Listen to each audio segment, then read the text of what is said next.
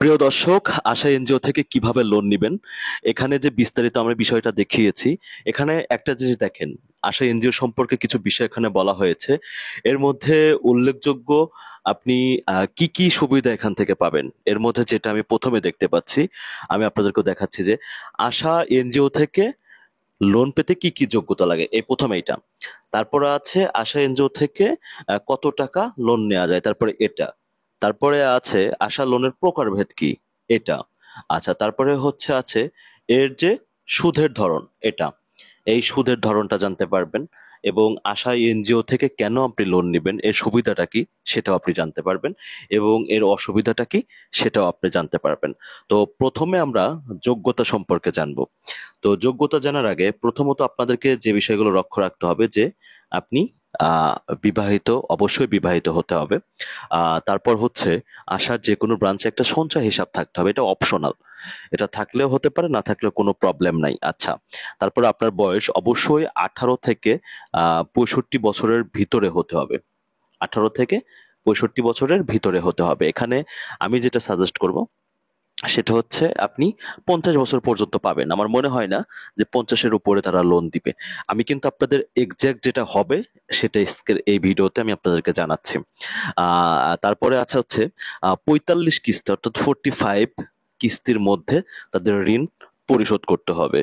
ঋণের একজন গ্রান্টর থাকতে হবে, অর্থাৎ আপনি যে ঋণ নিচ্ছেন, আপনি ঋণটা নিয়ে আপনার যে গ্রান্টর, আপনি যদি ঋণটা দিতে না পারেন, সে ঋণটার পরবর্তী কে পরিশোধ করবে, তার একটা গ্রান্টির বা একটা গ্রান্টর থাকতে হবে। আচ্ছা, ঋণ পরিশোধের ক্ষমতা অবশ্যই থাকতে হবে।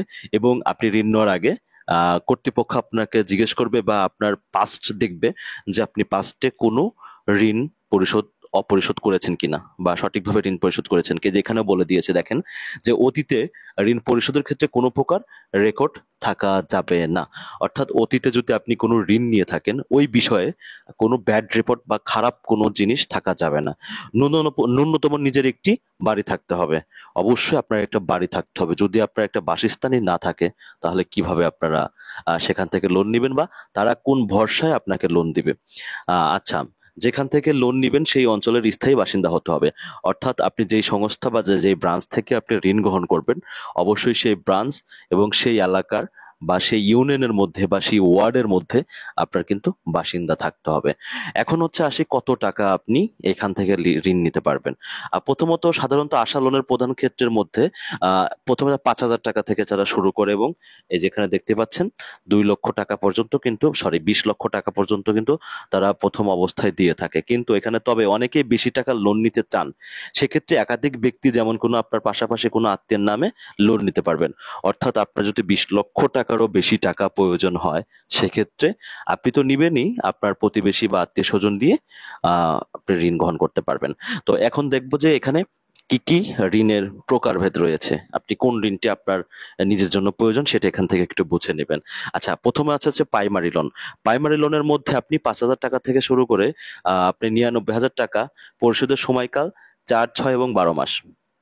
প্রাইমারি লোনটা সম্পর্কে আরো একটু বিস্তারিত বলি, খুলে বলি আপনাদেরকে।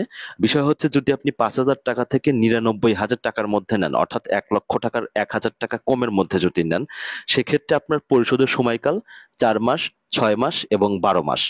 আচ্ছা, ঠিক আছে, এরপর আমরা আসবো স্পেশাল লোন। এখন স্পেশাল লোনের মধ্যে যেটা আছে, 1 লক্ষ টাকা থেকে শুরু করে 10 লক্ষ টাকা পর্যন্ত। এর পরিশোধের সময়কাল আপনার আহ 12 মাস, 18 মাস, 24 মাস এবং 30 মাস।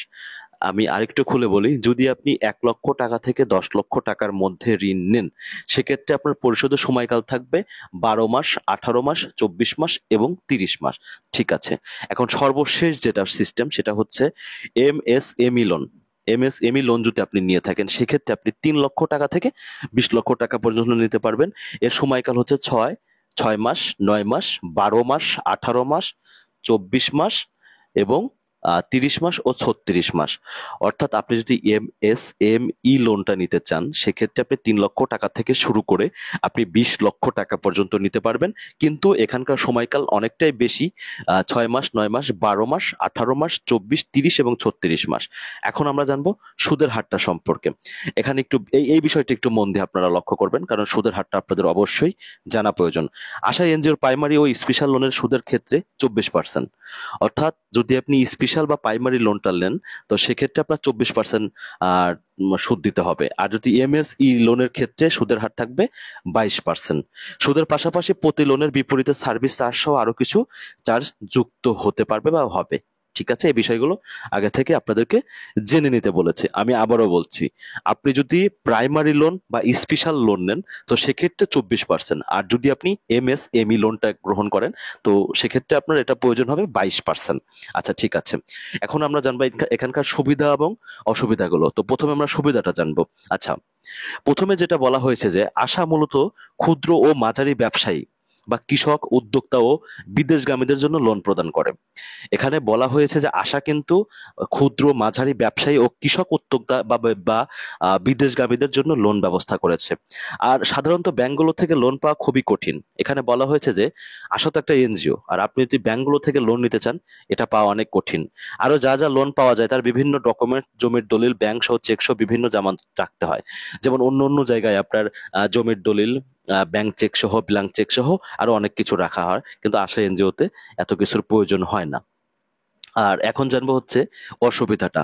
লোন পরিশোধের সময় খুবই কম, এটা হচ্ছে 1 নম্বর অসুবিধা হচ্ছে এটা। আর সুদের হার সাধারণ ব্যাংকের চেয়ে অনেক বেশি এবং বিভিন্ন শর্ত, এটাই হচ্ছে অসুবিধা।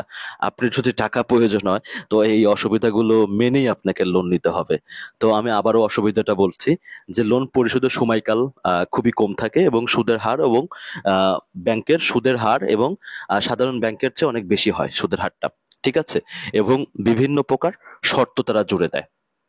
তো আমার মনে হয় আপনাদেরকে আশা ব্যাংকের আমি প্রপার ধারণা দিতে পেরেছি এই ভিডিওর মাধ্যমে।